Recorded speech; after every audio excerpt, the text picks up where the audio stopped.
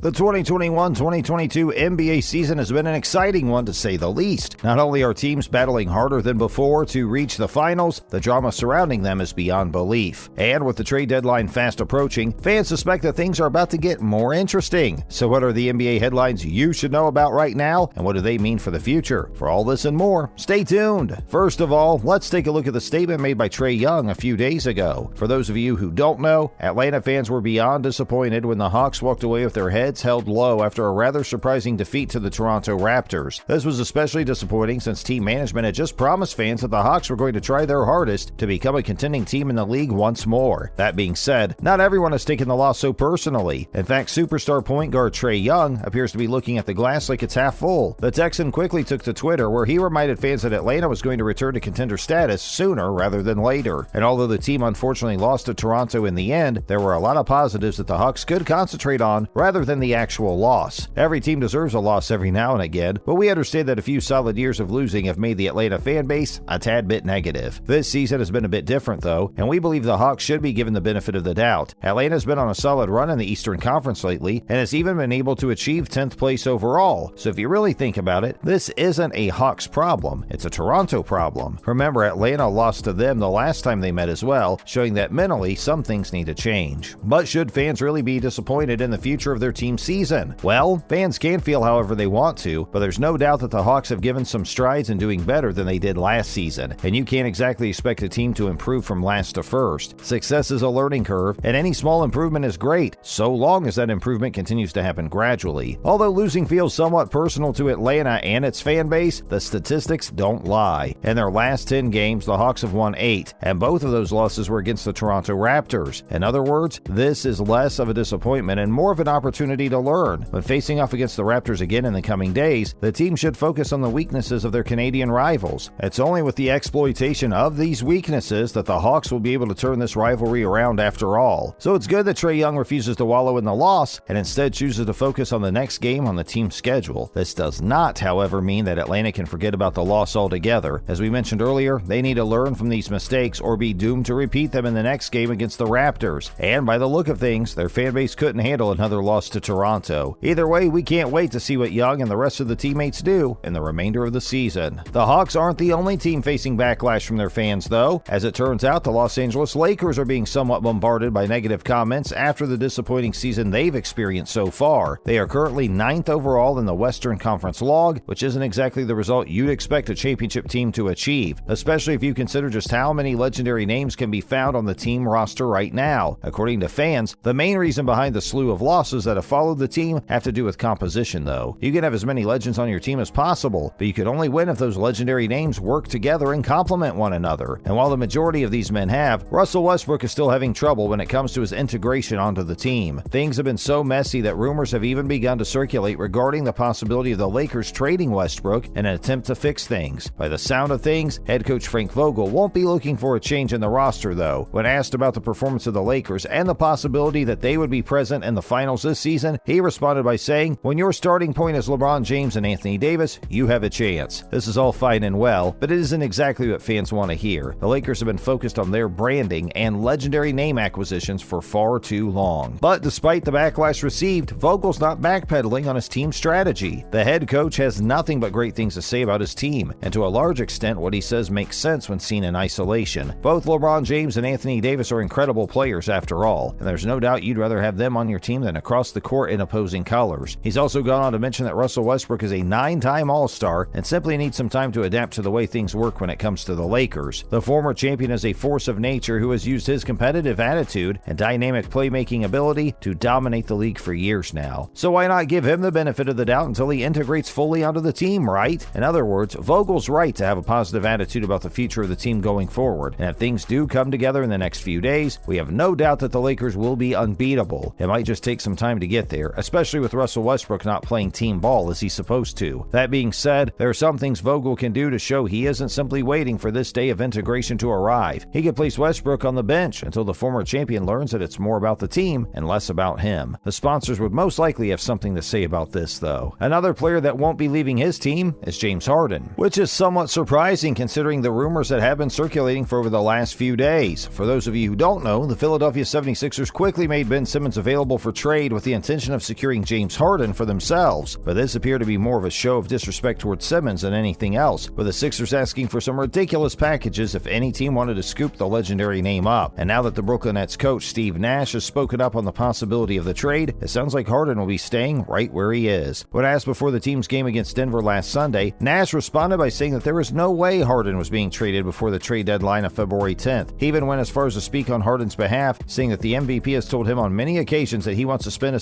significant amount of his career in Brooklyn. Nash also confirmed that the Nets are currently building a team around James Harden, so it wouldn't make sense for them to trade him now that things are starting to look up. So then why has Harden been benched? Well, according to Nash, the team wants to look after his hamstring tightness and slowly introduce him back into the game. And considering how they lost him because of overuse last season, this makes absolute sense. Lastly, let's talk about the crooked rim that caused the Sixers even more trouble. It's not every day that you see a professional basketball game being delayed because of the state of the court. Each arena has a team of maintenance workers who try their hardest to ensure that things are up to scratch before a game after all. But as it turns out, mistakes can be made. Something we saw last Friday when the game between the Sixers and Mavericks was postponed by 44 minutes because of a crooked rim. For those of you who weren't watching, the rim was determined to be crooked about midway through the first quarter of the game, with officials quickly bringing things to a stop so that the rim could be corrected by the maintenance crew. It wasn't just the rim that needed to be replaced though. The entire hoop, backboard, and stanchion had to be replaced. And although they missed out on a few points because of this, the Mavericks still won. And there you have it. Everything you need to know about the NBA right now. What do you think of the Hawks' prospects though? And should the Lakers be doing something different to improve team integration? Feel free to let us know in the comments section down below.